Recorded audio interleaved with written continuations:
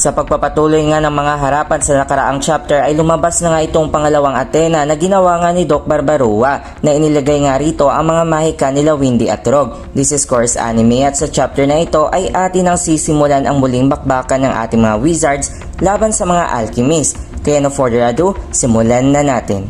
Nang unti-unti na nga nagpalabas si Natsu ng kaniyang mga apoy gamit ang Thunderfire Dragon mode ay agad nga siyang sumugod sa pangalawang Athena na iyon nga isang mabagsik na dragon attack ang ginamit ni Natsu upang matalo nga itong kalaban. At nang tumilapon nga itong kalaban ay hindi naman nagpaawat si Natsu at muli pa nga siyang sumugod at isang Thunderfire Dragon Stallion naman ang kanyang naging atake na sinipa nga nito ang panga ng kalaban.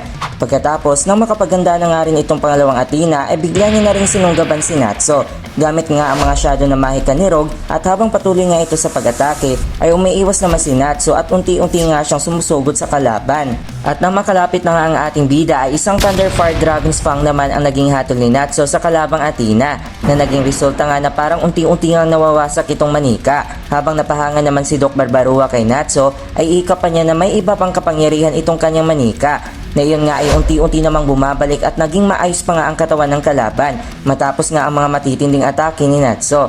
Napagtanto nga ng ating bida na iyon nga ay isang mahika ni Windy na ang healing magic. Kaya naman ika pa niya nagagawa pa nga siya ng isang mabigat at malaking pinsala na pag-atake at ayun nga ay humanda na nga umatake muli si Natsu. Sa ibang banda naman ay binuksan naman ni Lucy ang Gate of Lion Palace at lumabas nga itong si Loki. Para labanan nga itong dalawang alchemist ay nagpalabas nga si Loki ng napakatinding ilaw na hindi na nga nakikita ang ating mabida nito mga kalaban. At sa likod nga nitong ilaw ay naganda naman si Grey na umatake at isang Ice Grazer nga ang kanyang pinakawalan na naging ice nga itong mga kalaban at hindi nga ito makagalaw. Subalit bigla naman naging usok ang mga ice ni Grey na ikinagulat pa nga niya. Nang mawasak nga rin ni Kotetsu ang mahika ng ating bida ay bigla naman itong nagiganti at ginawa niya nga mga bakal ang ice ni Grey. At nang tutungo na nga ito sa ating mga bida ay bigla na rin ipinalabas ni Lucy si Aris. Kaya naman para dipinsahan nga ang ating mga bida ay gumamit nga si Aris ng kanyang mga fluffy wool shield. Kaya naman tumalbog nga lamang itong mga bakal ng kalaban. Sa pagtataka nga ni Kotetsu sa nangyari ay wika naman ni Ginay na mas delikado nga raw itong si Lucy na ikinasaya naman ng ating mga bida. Ganyan pa man bigla namang pinalabas ni Ginay itong si Sai na sa pag-aakala nga ni Grey na wala na nga ito. Ika naman ni Kotetsu na hanggat nabubuhay nga raw ang mismong gumawa sa kanila ay hindi nga raw sila mamamatay. Utos naman ni Ginay kay Sai na isild na nga raw ang mahika ni Lucy. Kaya naman isang alchemy band nga ang inihanda ni Sai at wika pa niya kay Lucy na mag-isip nga raw ito ng isang napakamahinang tao. Pinigilan naman ni Grey si Lucy tungkol dito at ipinahayag niya nga kung ano nga ang maging mangyayari katulad ng naging labanan nila ni Sai sa Great Labyrinth. Kaya naman nag-isip na nga lamang si Lucy ng isang malakas na tao. Ngunit plano naman ni Sai na iyon nga isang napakalakas na kinamumuhian naman ni Lucy. Habang sa patuloy na pag-iisip nga nila Grey at Lucy sa pahayag ng kalaban ay mukhang naiinis na nga itong si Ginay sa tagal. Kaya naman nang makaisip na nga si Grey ng isang taong kinainisan niya ay bigla namang wika ni Lucy na si Mary Jane nga raw ang iniisip niya.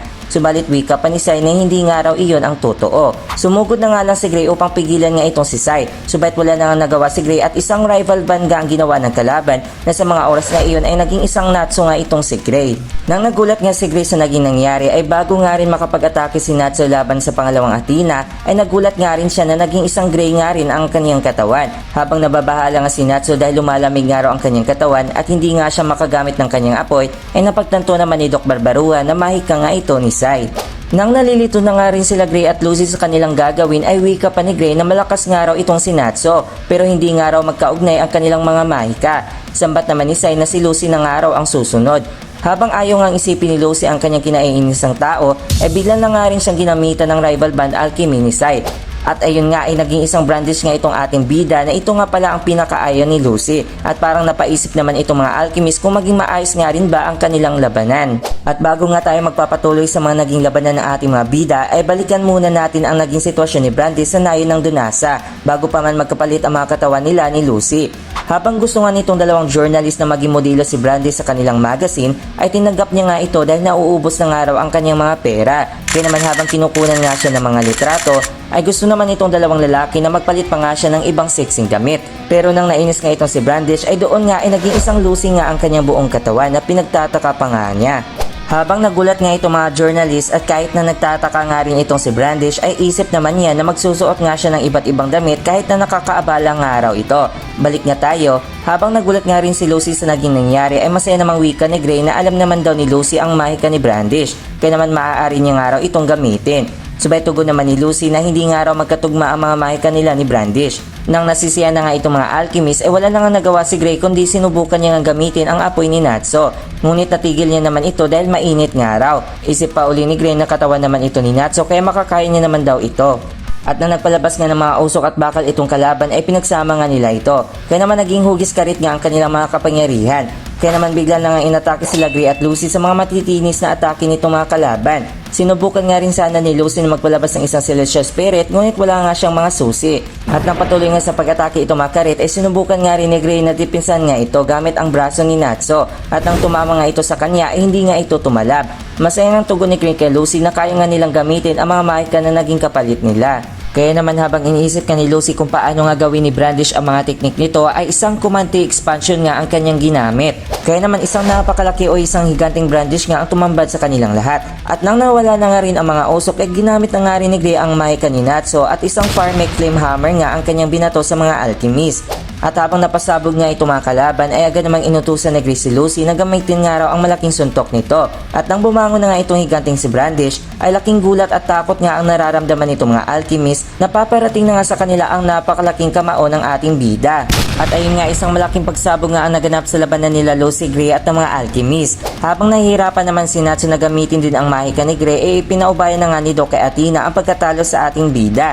Subayat naisipan nga rin ni Natsu na lubaban nga siya bilang isang Gray. Kaya naman habang sumugod nga itong kalaban ay naghanda na nga rin si Natsu. At isang Ice Mic Punch nga ang kanyang pagsuntok sa kalaban. At sa mga oras ding iyon ay bigla na nga rin bumalik si Natsu sa kanyang dating katawan. At nang napatayaya nga itong tatlong alchemist ay masaya na nga rin si Gray na nakabalik na nga siya sa kanyang katawan. Subayat nabigla naman siya nang nakita niya nga nakasuot si Lucy ng isang napakasiksing damit na ipinagtataka nga ng ating bida at parang nawalan nga rin ng pagkatuwa si Brandy sa kanyang ginawa sa katawan ni Lucy nang bumalik na nga rin siya sa kanyang dating katawan. Abangan sa ating susunod na chapter review mga kaibigan. Saksihan ang mga matitinding harapan ng dalawang Athena at iba pa nating mga wizards sa chapter 142 to 143 God Battle. Shoutout na rin sa ating mga kaibigang wizard na sila Yansky Ugan, Jamaica Roscayanan, Carlos Sitilan, Nick Taller at kay HDK DSB. Maraming salamat po sa patuloy ninyong pagsuporta sa ating channel. At hanggang dito na lang. This is Course Anime at sa muli nating pagkikita mga kaibigan. Paalam!